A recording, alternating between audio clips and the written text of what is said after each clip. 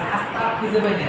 আপনি ওই বসে পেস লাগাতে লাগাবে সাইকেল ভাই এটা আমাকে একবার আমার কি অবস্থা ঘুরতে ঘুরতে ভাই বিদ্যাসাগরই পাই না। কারণ কি ভাই সোজা দাও একবার ডানে দাও গেলাম ওইখানে দাও তো আর রোড নাই।